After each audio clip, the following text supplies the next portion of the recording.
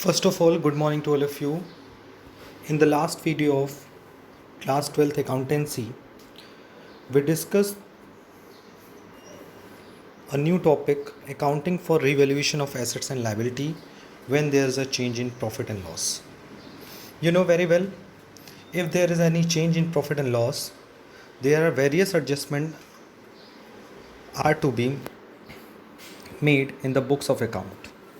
For example, accounting for goodwill, accounting for general reserve and accumulated profit, as well as the specific reserve like workman compensation reserve and investment fluctuation reserve.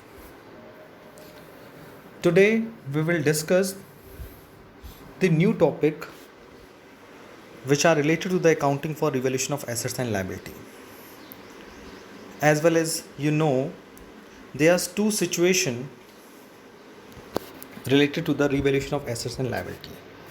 The first situation when revised value are to be recorded in the books, and the second situation when revised value are not to be recorded in the books. यानी जब भी profit sharing ratio change होता है या if there is any types of reconstitution of partnership form, first of all partnership firm must be calculate profit or loss on their revaluation of assets and liability. यानी partnership firm अपनी assets and liability का revaluation करती है और उस पर profit and loss को calculate करती है. बट यहाँ पे दो सिचुएशन अराइज होते हैं. द फर्स्ट सिचुएशन कि जब वो रिवाइज वैल्यू को बुक्स में रिकॉर्ड करना चाहते हैं, और दूसरा सिचुएशन होता है जब वो रिवाइज वैल्यू का मतलब होता है न्यू वैल्यू को अपनी बुक्स ऑफ अकाउंट में रिकॉर्ड नहीं करना चाहते हैं. इन द लास्ट वीडियो हम लोगों ने एक क्वेश्चन सॉल्व किया था related to the first concept when revise value are to be record in the books. तो उसमें हम लोगों ने देखा था वी सी दैट कि जब भी कोई वैल्यू चेंज हो रही थी उसको जब हम न्यू बैलेंस शीट बना रहे थे तो बैलेंस शीट में एसेट्स एंड लायबिलिटी को न्यू वैल्यू पे रिकॉर्ड कर रहे थे. अगर स्टॉक बैलेंस शीट के एसेट्स में 1 लाख गिवन है बट न्यू वैल्यू उसकी जो है 80,000 है, सो इन सच सिचुएशन जब हम लोग न्यू बैलेंस शीट बनाते हैं after the change in profit sharing ratio, stock will be valued at ₹80,000 because it is a situation when revised value are to be recorded in the books. Let's we take a revision related to this topic. When there is a change in profit sharing ratio and partnership firm reevaluate their assets and liability and they want to record revised value in the books of account, in such situation the first step are as follows. Step 1, pass journal entry with the help of revaluation account. हम journal entry पास करते हैं, revaluation account open करते हैं. Revaluation account को एक और नाम से जानते हैं profit and loss adjustment account. Revaluation account जो होता है वो नॉमिनल नेचर का होता है. अगर प्रॉफिट होता है रिवैल्यूएशन पे तो रिवैल्यूएशन अकाउंट को क्या करते हैं, क्रेडिट करते हैं, और अगर लॉस होता है रिवैल्यूएशन पे तो रिवैल्यूएशन अकाउंट को डेबिट करते हैं. ये प्रॉफिट एंड लॉस कैसे पता चलता है? तो if there is an increase in the value of the assets so it will be a profit. If there is a decrease in the value of assets so it is a loss. If there is an increase in the value of liability, so revaluation account is credit, and if there is a decrease in the value of liability, so revaluation account is credit. And after the calculation of profit or loss on the revaluation of assets and liability, we must distribute profit or loss on the revaluation of the assets and liability distributed among old partner in their old ratio. ये important बात है कि जब भी partners revise value को अपने books of account में record करना चाहते हैं तो सिचुएशन में हम लोग क्या करते हैं कि जो भी प्रॉफिट एंड लॉस आता है रिवैल्यूएशन अकाउंट से, एसेट्स एंड लायबिलिटी को रिवैल्यूएशन करने से जो भी प्रॉफिट एंड लॉस होता है उसे ओल्ड पार्टनर्स अपने ओल्ड रेशियो में बांट देते हैं, डिस्ट्रीब्यूट करते हैं. So the second step, prepare revaluation account. Sometimes question में सिर्फ और सिर्फ जर्नल एंट्री पूछता है या फिर रिवैल्यूएशन अकाउंट पूछता है, और समटाइम्स दोनों पूछता है कि आप जर्नल एंट्री भी प्रिपेयर करिए, पास करिए, as well as revaluation account भी प्रिपेयर करिए. तो it does depend on question कि आपको जर्नल एंट्री पास करनी है कि रिवैल्यूएशन अकाउंट बनाना है। दोनों का मेन एम यही होता है कि हम एसेट्स एंड लायबिलिटी में जो भी प्रॉफिट एंड लॉस हो रहा है उसको डिफरेंटली रिकॉर्ड करें, एज वेल एज जो भी प्रॉफिट एंड लॉस आ रहा है उसे ओल्ड पार्टनर्स में ओल्ड रेशियो में डिस्ट्रीब्यूट कर दें। Thereafter we prepared balance sheet partners capital on the basis of given adjustment. There are various adjustment related to the partners. Suppose अगर profit होता है रिवैल्यूएशन पे तो पार्टनर्स की कैपिटल इंक्रीज होती है, अगर लॉस होता है रिवैल्यूएशन तो पार्टनर्स की कैपिटल डिक्रीज होती है। उसी तरह से पार्टनर्स कैपिटल बनाना इसलिए भी इंपॉर्टेंट होता है क्योंकि बैलेंस शीट में कुछ ना कुछ general reserve, accumulated profit, loss, workman compensation reserve, investment fluctuation reserve जैसे भी कुछ कंपोनेंट अवेलेबल होते हैं। सो इन दिस सिचुएशन हमें पार्टनर्स कैपिटल बनाना इसलिए ज़रूरी बन जाता है क्योंकि उनका भी एडजस्टमेंट हमें पार्टनर्स कैपिटल में करना पड़ता है। सो पार्टनर्स कैपिटल अकाउंट बनाना ज़रूरी होता है when we want to prepare a balance sheet. If question is asking to prepare a balance sheet, in such situation हमें ज़रूरी होता है कि हम अपनी पार्टनर्स कैपिटल अकाउंट प्रिपेयर करें, क्योंकि कैपिटल चेंज हो सकता है कि हम एसेट्स एंड लायबिलिटीज़ की वैल्यू को न्यू वैल्यू पर रिकॉर्ड ना करें, बट हाँ ये ज़रूरी है कि कैपिटल में अप्स एंड डाउन्स आएगी चाहे कोई भी सिचुएशन हो। And thereafter we prepared balance sheet. Balance sheet में हम बनाते समय ये ध्यान रखते हैं कि एसेट्स एंड लायबिलिटी उनके रिवाइज वैल्यू पे होनी चाहिए, यानी कि न्यू वैल्यू पे होनी चाहिए। जैसे मैंने आपको स्टार्टिंग में एग्जांपल दिया कि if stock is given in the balance sheet at ₹1 lakh but in the adjustment stock is valued at ₹80,000, now assets will be recorded in the books of account at ₹80,000 because 80,000 is the revised value of the stock. So when revised value are to be recorded in the books of account after the revaluation of assets and liabilities, in such situation the step number 1, we pass a journal entry through revaluation account as well as we prepared a revaluation account. If there is a profit and loss on the revaluation account, so such profit or loss must be distributed among all partner in their old ratio. Thereafter we prepared a partners capital account to the adjust the different adjustment like adjustment for goodwill, adjustment for general reserve, specific reserve, accumulated profit and loss, as well as the profit or loss on the revaluation account. Thereafter, at the end of the questions, we prepare a balance sheet. When we prepared a balance sheet, in this situation, we take a value of assets and liabilities at their revised value. Okay, today we will discuss the new concept of this topic, that is when revised value are not to be recorded in the books of account. When partner decided that they do not want to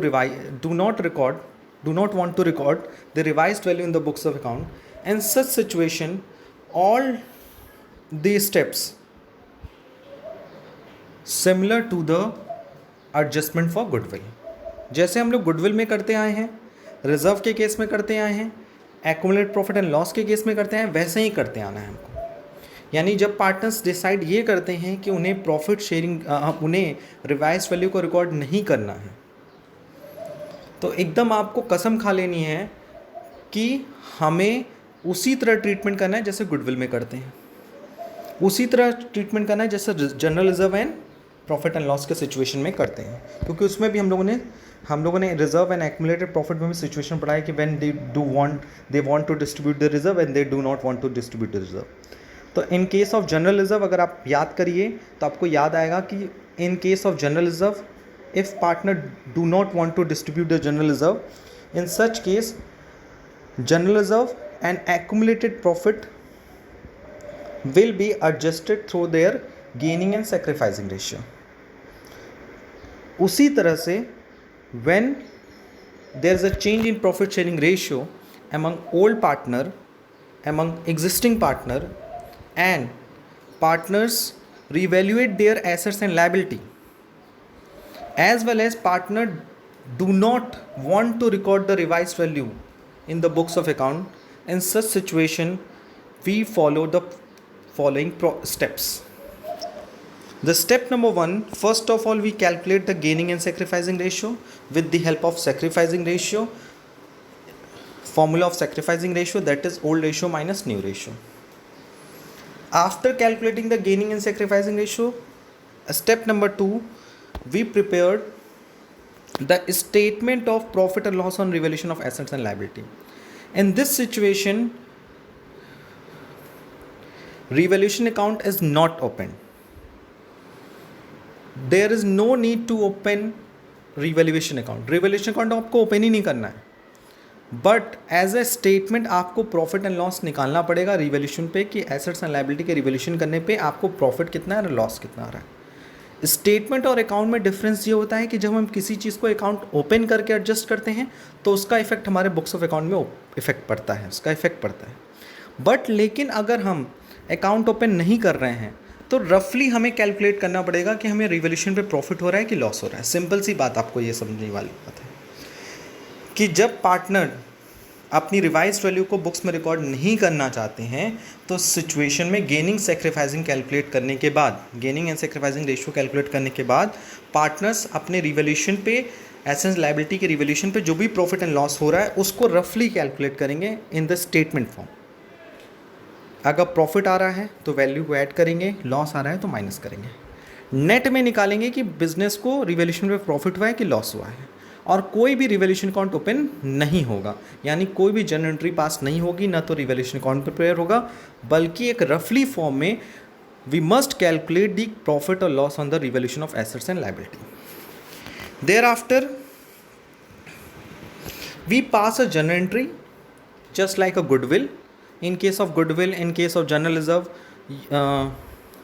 you can see कि journal entry will be gaining partners capital account to sacrificing partner.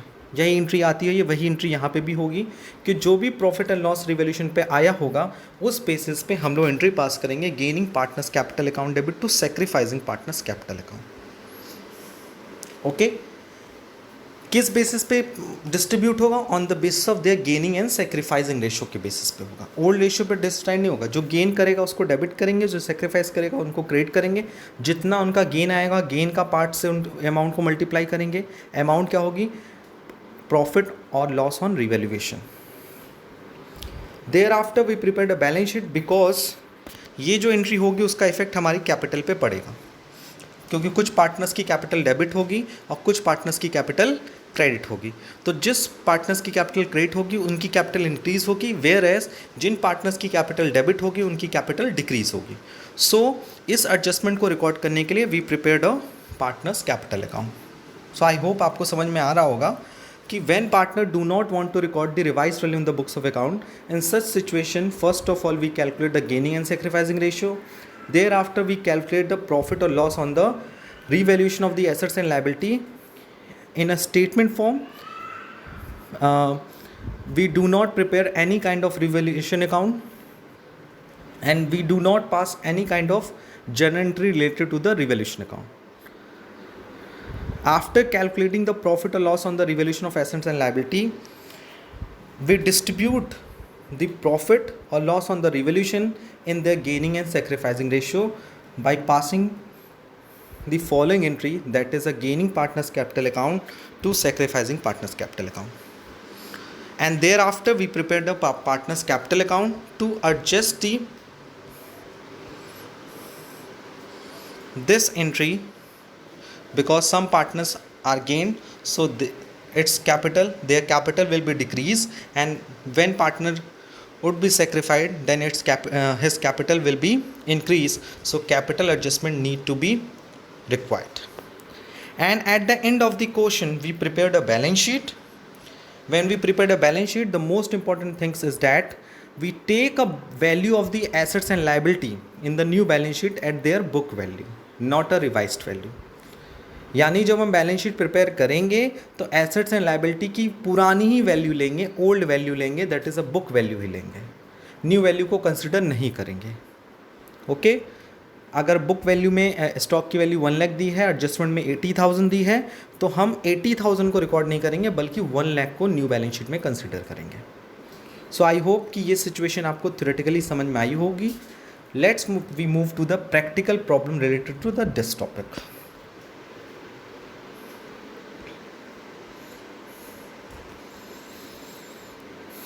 Question is, Brijesh, Charu and Dilip are partners sharing profit and loss in the ratio of 3:2:1. Their balance sheet as on 31st December 2002 was as follows. Creditor 87,000, reserve 42,000, profit and loss 21,000, capital account Brijesh 3 lakh, Charu 3 lakh, Dilip 50,000. The total capital will be 6 lakh 50,000. Cash 30,000, debtor 62,000, less provision 2,000, that is the debtor is 60,000. Stock 1 lakh 80,000, furniture 30,000, plant 2 lakh, building 3 lakh. The partners agreed that from 1st April 2003, they will share profit and loss in the ratio of 4:4:1.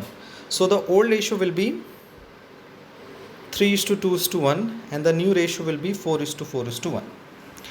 They agreed that, what is the first adjustment? The first adjustment, stock is to be valued at 20% loss less, 20% less, so it was a loss. Provision for doubtful debts increased by 1,500, so it is also a loss. Furniture is to be depreciated by 20%, plant by 15%, so it is also loss. 3,500 are outstanding for salary, so liability will be increased. Outstanding salary will be increased, so it is also loss. Building are to be valued as 3,50,000, but building in the books is 3 lakh. So the increase in the value of the building, so it is a profit. And goodwill is valued as 45,000, so goodwill will not taken into the topic of revaluation account. ये बात याद रखनी है कि अगर goodwill का valuation revaluation के topic में दिया होगा तो गुडविल का एडजस्टमेंट अलग से किया जाएगा, उसको आप रिवैल्यूएशन के टॉपिक में कंसिडर नहीं करेंगे, ठीक है। ये गुडविल इसलिए दिया हुआ है क्योंकि चेंज प्रॉफिट शेयरिंग रेशियो में चेंज हुआ। तो आपने शुरू में पढ़ा हुआ है कि अगर प्रॉफिट शेयरिंग रेशियो चेंज होता है तो जो पार्टनर गेन करता है वो सैक्रिफाइसिंग पार्टनर को कंपनसेशन प्रोवाइड करता है in the form of goodwill. So ये गुडविल उसलिए दिया हुआ है, ये गुडविल रिवैल्यूएशन के कॉन्टेक्स्ट में यूज़ नहीं होगा। अब क्वेश्चन क्या कह रहा है, हमने ये वैल्यूएशन किया कि स्टॉक पे आपको लॉस हुआ है, प्रोविज़न पे आपको लॉस हुआ है, फर्नीचर पे आपको लॉस हुआ है, प्लांट पे लॉस हुआ है, आउटस्टैंडिंग सैलरी पे लॉस हुआ है, बिल्डिंग पे प्रॉफिट हुआ है। प्रॉफिट एक बार हुआ है बल्कि लॉस ज़्यादा हुआ है, बट हमें करना क्या है ये तो देख लें। Partners do not want to record the altered value of assets liability in the books and want to leave the reserve and profit undistributed. यानी क्वेश्चन में कह रहा है कि एसेट्स एंड लायबिलिटीज़ की जो वैल्यू है उससे वो रिकॉर्ड नहीं करना चाहता, do not want to record, as well as assets and liability की वैल्यू के साथ साथ रिजर्व एंड प्रॉफिट को भी वो लीव करता है। लीव मतलब नेगेटिव सेंस, यानी they do not want to distribute general reserve, profit as well as profit and loss on revaluation of assets. यानी कि रिजर्व, प्रॉफिट और एसेट्स एंड लायबिलिटी का रिवैल्यूएशन तीनों का सिचुएशन सेम है, तीनों ही के केस में नेगेटिव सेंस यूज हुआ है, यानी कि they do not want to distribute reserve and profit as well as they do not record the revised value in the books of account. So इन तीनों केस में हम जैसे गुडविल का ट्रीटमेंट करते हैं वैसे ही करेंगे। They also decide not to show goodwill in the books, सबके साथ नेगेटिव सेंस यूज हुआ है, यानी they do not want to distribute the goodwill, they do not want to distribute the reserve and loss and profit, they do not want to distribute the profit and loss on the revaluation of assets, do not want to record the revised value of the books of account. You are required to pass a single journal entry to the give effect to the above, also prepare the revised balance sheet. Okay, it is a very simplest question but concept clear करना है। आप बताइए कि in this situation क्या revaluation account prepare करना है? नहीं sir, prepare करना है, ठीक। रिवैल्यूएशन अकाउंट नहीं प्रिपेयर करना है तो प्रॉफिट एंड लॉस कैसे निकालेंगे रिवैल्यूएशन पे? सर रफली फॉर्म में निकालेंगे। रफली फॉर्म क्या होता है देखिए, सॉल्यूशन में गिवन है, इस तरह से आपको प्रॉफिट एंड लॉस का कैलकुलेट करना है। यानी when partner do not want to record the revised value in the books of account, in such situation we do not prepare revaluation account, we calculate profit or loss on the revaluation in roughly form, which are as follows. You know कि loss on the decrease in the value 36,000, loss due to the provision for doubtful debts, loss due to decrease in the value of furniture, loss due to decrease in the value of plant, so it is a loss, and loss due to unrecorded liability, that is a outstanding। so ये सारी चीज़ें क्या है आपकी loss हुई। Stock की value घट गई, प्रोविज़न फॉर बैड डेब्ट्स की वैल्यू इंक्रीज़ हो गई, सो ये भी लॉस हो गया। फर्नीचर की वैल्यू, प्लांट की वैल्यू डिक्रीज़ हो गई, सो ये भी लॉस हो गया। आउटस्टैंडिंग सैलरी, एक न्यू लाइबिलिटी अराइज हो गई, सो it is a loss. So total loss will be 77,000। But हमें एक प्रॉफिट हुआ था, increase in the value of building, कितना हुआ 50,000। नाउ द नेट प्रॉफिट और लॉस, सर ये लॉस हो गया, कितने का लॉस हो गया 27,000।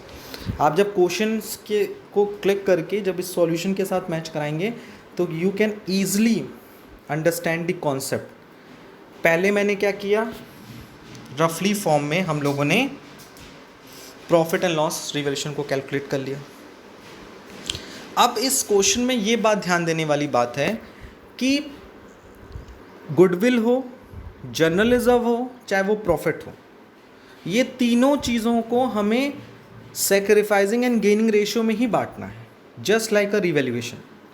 तो एक ही एंट्री हमें पास करनी है, तो क्यों हम अलग अलग मेहनत करें, एक बार रिवैल्यूएशन के लिए एंट्री पास करें, एक बार गुडविल के लिए, एक बार रिजर्व के लिए, एक बार प्रॉफिट एंड लॉस के लिए।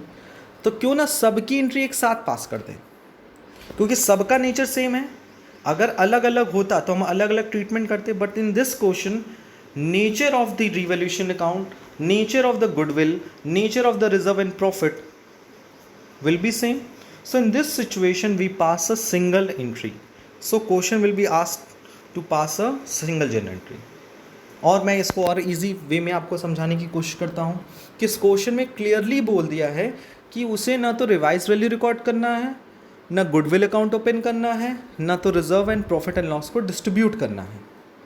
सो इस सिचुएशन अगर आप पास्ट क्लासेस को ध्यान में रखें कि जब डू नॉट वर्ड यूज होता है, then in such situation profit and loss on the revaluation of the assets, revaluation of the assets and liability, number 2 goodwill, number 3 reserve and number 4 profit, all these kind of things will be adjusted through their gaining and sacrificing ratio. So हमने profit and loss निकाल लिया। आया loss on revaluation, कैसे आया आपने देखा working करके, short form में मैंने वर्किंग कर लिया। एंड देयर आफ्टर उस लॉस में हम लोगों ने reserve, profit and loss and goodwill को ऐड कर दिया। ये बात आपको ध्यान रखनी है।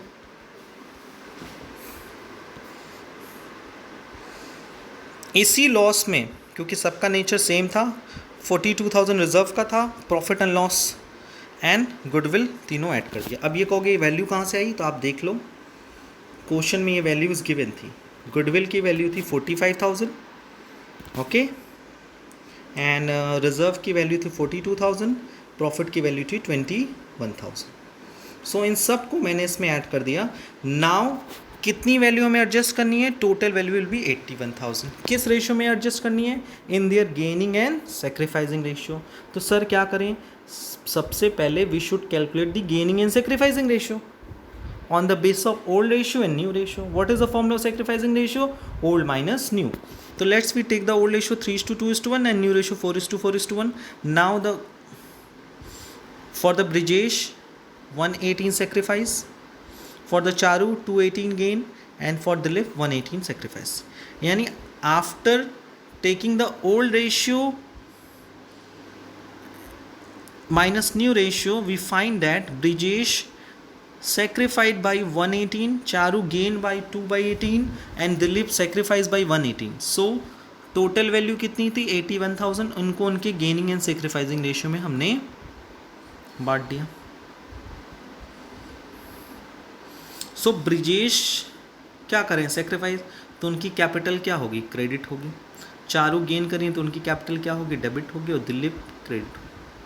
तो एंट्री क्या होगी, आपको एंट्री की हिंट मिल गई होगी हल्का हल्का, एंट्री पता चल गया sir. The entry will be Charu's capital account debit to Brijesh to Dilip. Amount क्या होगा, उनके गेनिंग एंड सेक्रीफाइसिंग रेशियो से मल्टीप्लाई करिए। देखिए आंसर दिया हुआ है 4,500 for the Brijesh, 9,000 for the Charu and Dilip for the 4,500.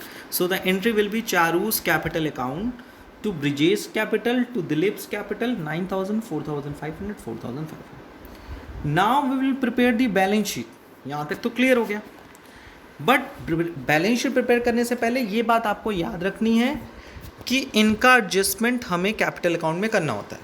क्योंकि चारू की कैपिटल डिक्लाइन होगी क्योंकि उसने गेन किया है, ब्रिजेश एंड दिलीप की कैपिटल इंक्रीज होगी। इसमें इस क्वेश्चन के सॉल्यूशन में उसने कैपिटल अकाउंट प्रिपेयर नहीं किया, लेकिन मैं आपको रफली बता देता हूँ कि चारू की कैपिटल क्या होगी। चारू की कैपिटल 9000 कम होगी, तो क्वेश्चन में देखिए चारू की कैपिटल कितनी है 3000, तो इसकी कैपिटल 9000 कम होगी। एंड ब्रिजेश की कैपिटल 4500 से प्लस होगी और दिलीप की कैपिटल भी 4500 से प्लस होगी। सो ब्रिजेश की कैपिटल हो जाएगी 3,04,500। मैंने आंसर नहीं देखा है अभी भी। चारों की कैपिटल 9000 माइनस करना है तो 2,91,000 हो जाएगी। एंड दिलीप की कैपिटल हो जाएगी 54,500। आप देखना सॉल्यूशन में यही इनकी कैपिटल दिखाई गई होगी, देख लीजिए। Yes, Brijesh capital 3,04,500, Charu 2,91,000, Dilip 54,500। अब आपको कुछ नहीं करना है। क्या मतलब कुछ नहीं करना है sir? In this question partners do not want to record the revise value in the books of account. यानी पार्टनर्स चाहते ही नहीं थे कि न्यू वैल्यू रिकॉर्ड हो बुक्स में, वो नहीं चाहते थे। तो जब नहीं चाहते हैं न्यू वैल्यू रिकॉर्ड हो, तो क्या कोई एसेट्स एंड लायबिलिटीज़ की वैल्यू में कोई चेंजेस आएगा? कुछ भी नहीं आएगा। पूरी balance sheet as it is वही डिक्टो छाप दी जाएगी। देख लीजिए, क्रेडिटर्स भी वही होगा, रिजर्व भी वही होगा, प्रॉफिट एंड लॉस भी वही होगा, कैश भी वही होगा, डेटर भी वही होगा, स्टॉक भी वही होगा, फर्नीचर भी वही होगा, प्लांट भी वही होगा, बिल्डिंग भी होगा, as well as the total of the balance sheet will be same as per the given in the question. देख लीजिए आप लोग खुद, दिस अ क्वेश्चन। चेंजेस बस कहाँ हुई है? कैपिटल अकाउंट, बाकी सब एज इट इज़ वैसे ही पास कर दूँगा। किसी की कैपिटल इंक्रीज हुई है, किसी कैपिटल डिक्रीज हुई है due to the change in profit sharing ratio. हमने reserve, profit and loss, goodwill, revaluation of profit and loss on assets and liability, इन सब चीज़ों को मैंने कैपिटल अकाउंट में रिकॉर्ड कर लिया। बुक्स ऑफ अकाउंट में कोई चेंजेस नहीं हुआ। इसीलिए इस सिचुएशन को कहते हैं when partner do not want to record the revised value in the books of account and they do not want to distribute the reserve and profit and loss account. ना reserve बटा, ना PL बटा, सबको मैंने sacrificing and gaining ratio में बांट दिया। Okay, सो क्या करना होता है हमें इस सिचुएशन में? When partner do not want to record the revised value of the books of account, in such situation first of all we calculate the gaining and sacrificing ratio. Thereafter we prepared statement of profit and loss on revaluation of assets and liability in roughly form, and there is a no requirement to prepare a revaluation account. There is a no need to prepare a revaluation account. कोई revaluation account बनाने की ज़रूरत नहीं है, कोई revaluation account open करने की ज़रूरत नहीं। जनरल एंट्री पास करते हैं on the basis of gaining and sacrificing ratio. जो पार्टनर गेन करता है उसकी कैपिटल को डेबिट करते हैं, जो पार्टनर सेक्रीफाइस करता है उसकी कैपिटल को क्रेडिट करते हैं। Thereafter we prepared a partners capital account, okay, to adjust the profit and loss on the revaluation account, revaluation of assets and liability. So कोई ना कोई पार्टनर गेन होगा, कोई ना कोई पार्टनर सेक्रीफाइस होगा, तो जो गेन होगा उसकी कैपिटल क्या होगी? डिक्लाइन होगी, और जो पार्टनर सेक्रीफाइस करेगा उसकी कैपिटल डिक्रीज होगी। सो उसको एडजस्ट करने के लिए हम लोग कैपिटल अकाउंट ओपन करते हैं। And at the end of the question we prepared a balance sheet. In this situation we take the value of assets and liability at their book value. All the value will be same as per the given in this question. Question में जैसी value दी होगी assets and liability की, हम उसी value पे assets and liability को record करेंगे। कोई चेंजेस नहीं हुआ इस सिचुएशन में, सिर्फ चेंजेस कहाँ होगी? कैपिटल अकाउंट में। और इस क्वेश्चन में तो हमें और कुछ सीखने को मिला कि अगर reserve, accumulated profit and loss भी गिवन है और उसका नेचर भी डू नॉट वाला है, मतलब they do not want to distribute the reserve and accumulated profit and loss, तो उसको भी हम लोग सैक्रिफाइसिंग गेनिंग रेशियो में बांट सकते हैं, मर्ज करके बांट सकते हैं। उसी में वैल्यू को ऐड करके उसको भी गेनिंग रेशियो, सैक्रिफाइसिंग रेशियो में बांट सकते हैं। आप चाहते तो अलग अलग एंट्री पास कर सकते थे, लेकिन in this question will be asked to pass a single adjustment entry. So it is a very easy situation for us. मैं आपको एक होमवर्क क्वेश्चन दे रहा हूँ, सो प्लीज़ सॉल्व करके आप अपने जो भी डाउट्स हों वो हमको भेजिए इस वीडियोस में। देखिए मैंने एक क्वेश्चन आपके सामने प्रेजेंट किया है at the end of this video. इस क्वेश्चन का स्क्रीनशॉट ले लीजिए and please solve this question, and if there is any doubt regarding this topic, please ask me in the WhatsApp group, as well as please solve this question. And if there is any doubt regarding this question, so please ask me, but first of all आप कोशिश करिए कि इस question को आप करिए, क्योंकि मैं इसका आंसर नहीं दे रहा हूँ आपको। सो आंसर कितना आ रहा है कितना नहीं आ रहा है उस बेसिस पे जज होगा कि आपको ये टॉपिक कितना समझ में आया। आज के लिए इतना ही। Thank you, thanks a lot.